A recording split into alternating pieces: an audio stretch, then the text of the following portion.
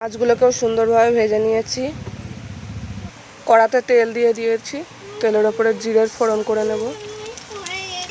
আলু আর ডাঁটা দিয়ে দেবো। এবারে ডাঁটাটা আর আলুটা সুন্দর করে লাল লাল করে ভেজে নেব। হলুদ দিয়ে দেব,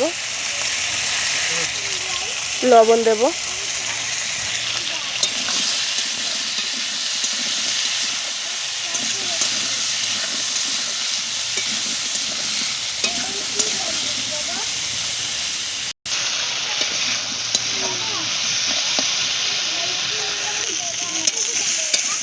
সুন্দর করে ডাঁটা আর আলু ভাজা হয়ে গেছে, এবারে জল দিয়ে দেব। জল দিয়ে দিয়েছি, এবার ঢেকে দেব। আদা জিরে রসুন বেটে নেব। সুন্দর করে মশলাটাকে বেটে নিয়েছি। ঝোলটা খুব সুন্দর ফুটছে, আর একটু ফুটে এলেই নামিয়ে নেব ঝোলটা।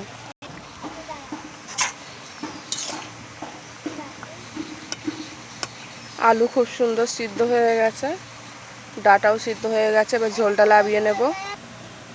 ঝোলটা নামিয়ে নিয়েছি, এবার ঝোলের জন্য ফোড়ন করে নেব।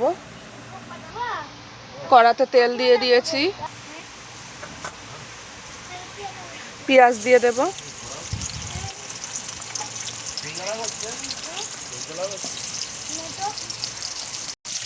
পেঁয়াজটাকে সুন্দর করে লাল লাল করে ভেজে নেব।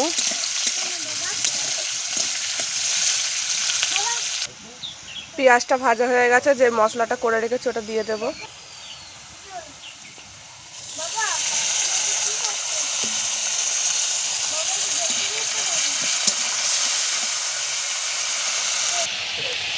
হলুদ দিয়ে দেব,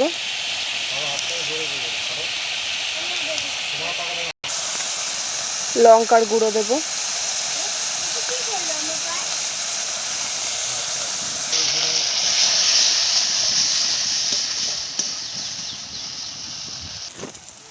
অল্প করে লবণ দেব। ঝোলে লবণ দেওয়া ছিল তাই অল্পই দিলাম। সুন্দর করে মশলা থেকে তেল ছেড়ে দিয়েছে, এবার ঝোলটা ঢেলে দেব।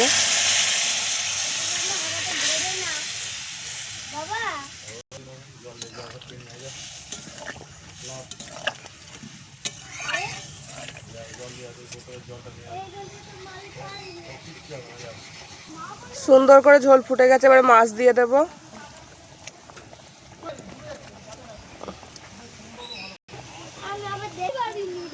আমার মাছের ঝোল হয়ে গেছে, নামিয়ে নেব। আমার এই ডাঁটা দিয়ে আলু দিয়ে মাছের ঝোলটা কেমন লাগলো অবশ্যই কমেন্টে জানাবেন। একটা লাইক একটা সাবস্ক্রাইব করে দেবে। টাটা।